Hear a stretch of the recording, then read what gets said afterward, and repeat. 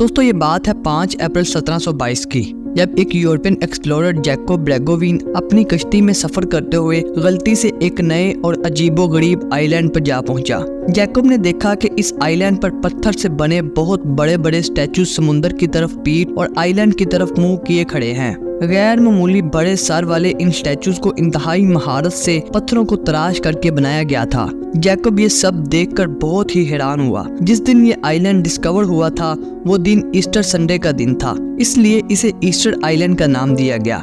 समुद्र के बीचों बीच मौजूद इस रिमोट आइलैंड पर मौजूद हजारों की तादाद में ये स्टैचूज आखिर किसने बनाए? क्या ये सब एलियंस ने बनाए थे? आइए जानते हैं ये सब कुछ द वाइल्ड वंस की इस वीडियो में।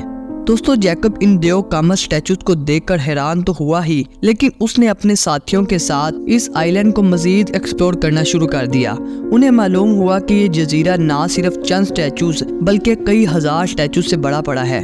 इनमें से कई खड़े हैं और कई जमीन पर गिरे पड़े हैं। इस आइलैंड पर उस वक्त सिर्फ 2 से 3 हजार लोग रहते थे। जब इन लोगों से पूछा गया कि आखिर इन स्टैचूज को किसने और कब बनाया, तो उन्होंने मुकम्मल तौर पर लाइल्मी का इजहार किया। इनमें से सबसे बड़े स्टैचू की हाइट हैरत अंगेज तौर पर 33 फीट है, जो कि एक स्कूल वैन के बराबर बनती है। इस स्टैचू का वेट 90,000 kg है, जबकि इस आइलैंड पर सबसे वजनी स्टैचू का वेट 96,000 kg है।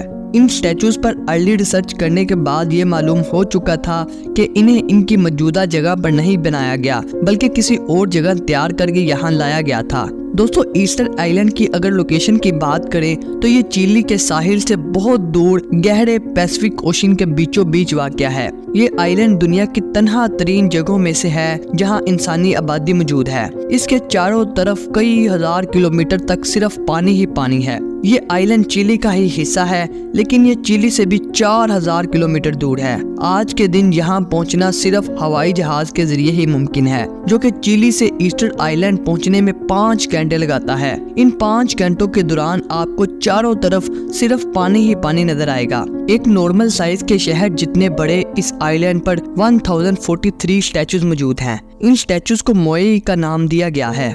आर्कियोलॉजिस्ट और रिसर्चर्स ने कई सालों की रिसर्च के बाद यहाँ कई ऐसे सबूत तलाश किए हैं जो कि सदियों पुरानी इस मिस्ट्री को सोल्व करने के करीब ले आ चुके हैं। इन स्टैचूज के सर गैर मामूली तौर पर बाकी जिस्म से बड़े हैं। इनमें से कई की आंखें हैं और कई को बगैर आंखों के बनाया गया है। इनकी नाक लंबी, चिन नुकीली, सर चपटे और चेहरे लंबे हैं। ये सब स्टैचूज ऑलमोस्ट एक जैसे ही हैं। इनमें से कई स्टैचूज ने टोपियां भी पहनी हुई हैं, जिसका वेट भी हैरत अंगेज तौर पर 12 टन से ज्यादा है। इससे भी ज्यादा हैरानकुन चीज तो तब पता चली जब यहाँ एक रिसर्च के दौरान एक्सपर्ट्स को एक ऐसा स्टैचू मिला जो कि इनकम्प्लीट छोड़ दिया गया था। एक्सपर्ट्स की कैलकुलेशन के हिसाब से इसकी हाइट 70 फीट है, जबकि कंप्लीट होने के बाद इसका वजन 300 टन के आसपास होगा। पत्थर को तराश करके स्टैचूज बनाना और फिर इतने ज्यादा वजनी स्टैचूज को आइलैंड के डिफरेंट स्पॉट्स पर लाकर खड़ा करना, ये एक ऐसा काम लगता है जो कि इंसानों के बस की बात ही नहीं। लिहाजा कई सालों तक यही माना जाता था कि ये काम स्पेस से आए एलियंस ने किया है, लेकिन मॉडर्न रिसर्च ने ये थ्योरी बिल्कुल गलत साबित कर दी, क्योंकि आर्कियोलॉजिस्ट की रिसर्च के मुताबिक इन स्टैचूज को इसी आइलैंड पर मौजूद इस वोल्केनो से निकलने वाली वोल्केनिक स्टोन एज से बनाया गया था। यानी दोस्तों ये काम इसी आइलैंड पर रहकर किया गया था। एक्सपेरिमेंट के तौर पर जब स्टैचू की सिर्फ आंख को पत्थर से तराशने की कोशिश की गई तो इस काम में पूरे 3 दिन लग गए। ये काम एक खास टूल की मदद से किया गया था जो कि पुराने दौर में लोग पत्थर तराशने के लिए इस्तेमाल करते थे।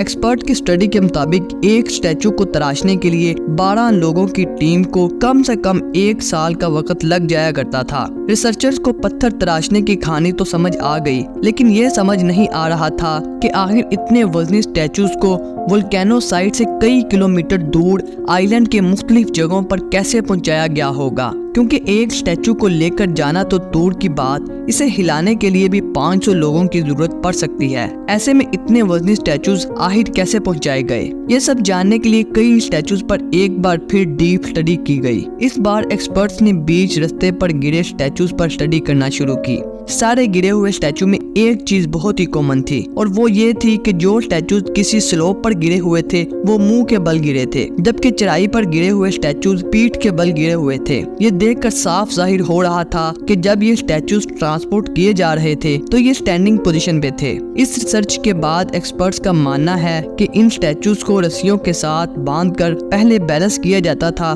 फिर इसको आहिस्ता आहिस्ता चलाया जाता था। जी हाँ दोस्तों, आपने सही सुना, इतने वजनी स्टैचूज को चलाकर आइलैंड के मुख्तलिफ जगहों पर लेकर जाया जाता था। इस बात को प्रूव करने के लिए रिसर्च टीम ने कंक्रीट का एक स्टैचू बनाया और फिर इसकी तीनों साइड पर रस्सियां बांधकर इसको बैलेंस किया गया। बैलेंस करने के बाद एक साइड से जब इसको खींचा गया तो हैरत अंगेज तौर पर यह स्टैचू चलने लग गया। इस एक्सपेरिमेंट के बाद ये बात तो साबित हो गई कि इन स्टैचूज को इस आइलैंड पर रहने वाले लोग इसी तरह मूव किया करते थे। लेकिन दोस्तों, एक आखिरी सवाल जो अब भी आपके माइंड में आ रहा होगा वो ये कि आखिर इनको कब, किसने और क्यों बनाया था। दोस्तों, रिसर्चर की एक स्टडी के मुताबिक ईस्टर आइलैंड पर जब ये स्टैचूज बनाए गए तो उस वक्त इस आइलैंड की आबादी 15 से 20 हजार के दरमियान थी। ये लोग पोलिनेशियन थे और तकरीबन 300 AD के पास इस आइलैंड पर आए थे, यानी आज से 1700 साल पहले। इस स्टडी में ये भी बताया गया कि तब ये आइलैंड एक घना जंगल हुआ करता था